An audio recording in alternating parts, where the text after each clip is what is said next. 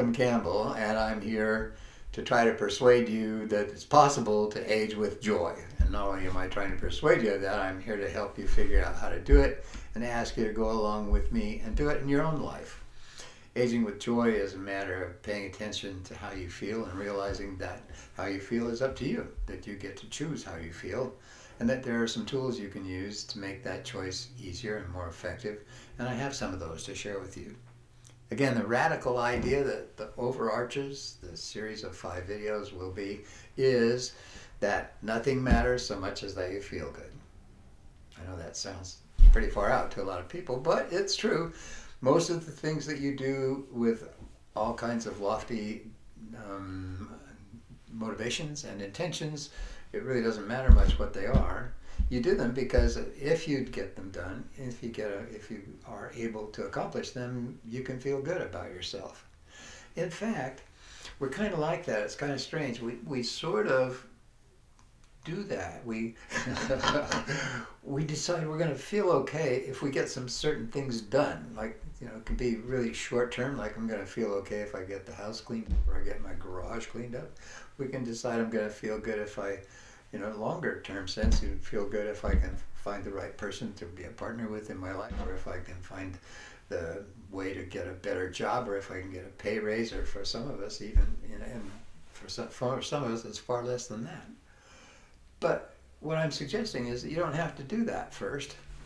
The point of doing those things seems to be to make yourself feel good. So here's an interesting idea. You can choose to feel good and then do those things. And in fact, if you choose to feel good before you do those things, there's a very good chance that you'll do those things better, more effectively, more efficiently, and with more fun than if you did them first as a requirement to feel good. So the radical idea here is that you can choose to feel good, and just you do that by simply reaching for a thought that feels better. So how do you do that? Well, what's required, I think, for you to feel like life is still, at your age, is still a wonderful experience, that you can feel like aging is not a bad thing at all. It's a great thing. Oh, here's something. I asked quite a few people who are older, is there anything good that you can feel about aging? Does aging feel good to you in any way? And for the most part, some would hedge a bit and say, well, I really like that I get to spend time with my grandchildren, and that's good. But how about aging itself? How do you feel about getting older? Not so good. It's just kind of limiting and stuff.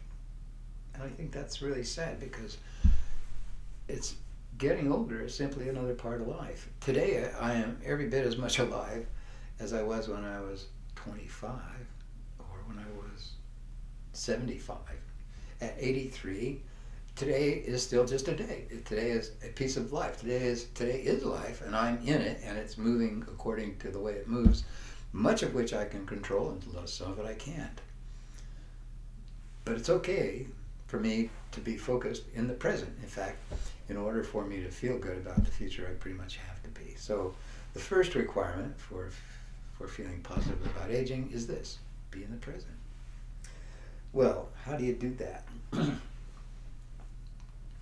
Give up, that's too strong. For most of us, we have to give up wallowing around in our past. At 83, more of my life is gone than is ahead of me, according to most measures, and indeed I probably think that's a good thing. But if I spend too much time in the past, what ends up happening is I end up feeling that. Stuff that I used to enjoy and can't do now, I end up feeling the loss of those things I can't do.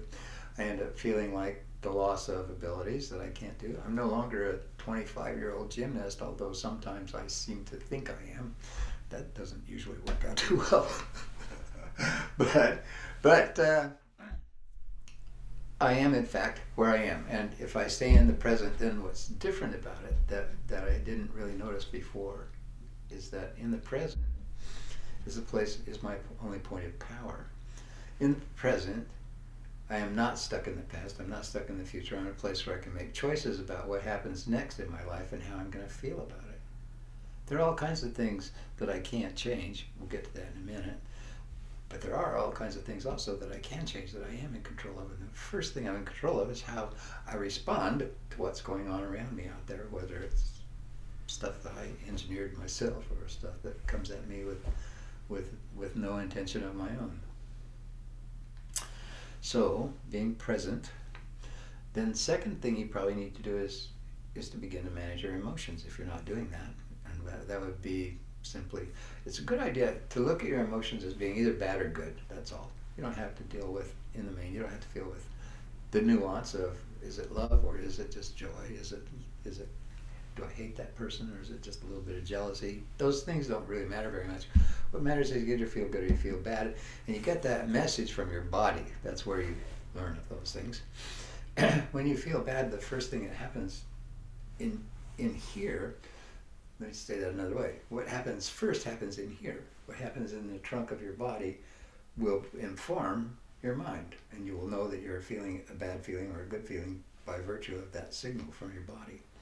And it works like this, from, if you don't know already, when you have a negative emotion, you'll find that in here somewhere, between your chin and your trunk, your chin and your hips, somewhere in there you're going to feel something like heavy or dark or slow or constricted or confined or something like that. Any one of those qualities, and that's just letting you know you're having a negative emotion. When you have a positive emotion, just the opposite is true. In there you're going to start feeling like the heaviness is gone. It's lighter than it was. You feel light, maybe even in terms of emanating energy. You could feel more engaged with what's going on out there, more interested in being engaged in reaching out instead of being constricted or heavy, those things. So positive emotion happens in your body, sends a very clear message to your mind. You know that you're feeling good instead of feeling bad. So we in the work that we're doing are going to be considering only, do you feel good or do you feel bad? It doesn't matter whether it's what the fine distinctions are within the good emotions or the fine distinctions within the bad emotions. What we're going to be concerned with is moving as much as possible into feeling good. Now, I'm not suggesting that you should ignore negative emotions. Of course not. Negative emotions are giving you information that's really important about what you're doing with your focus of attention, and that information is that what you're focusing your attention on, that is whether you're either reading it or participating in it or hearing about it or remembering it, when you're focused on something like that gives you a negative emotion, the message from your inner being or your unconscious mind to you is that you're focusing your attention on something that's not appropriate for you and who you are and who you want to be. When, on the other hand, you are focusing your attention on something that is appropriate for you, you get a positive emotion in your body. Your body does those things we talked about. It opens up, gets your attention, you go, oh, I'm feeling pretty good. And the reason you're feeling pretty good is this unconscious message, unconscious mind message to you that what you're focusing on is appropriate for you and who you are and who you want to be. And it's a much better, more useful kind of a feeling. And from that place, you have then a better sense, a better energy source. You are in a better energy state for doing the things that you want to do. And that feels always better than not being in an energy state and being able to do what you want to do. Whatever you are, whatever is going on in your life, you have the opportunity to choose how you feel about it. And how you feel about it is really not that hard. It's a matter of, you don't want to say that your negative emotions don't count. You want to say that paying too much attention to them messes up your body's energy, and that's not useful. What's useful is to have your body's energy be positive so that you're doing a better job of all the things you might want to do. But here's some stuff you can't change, and it's important to know, to notice those. You can't change society, not at least individually in the moment.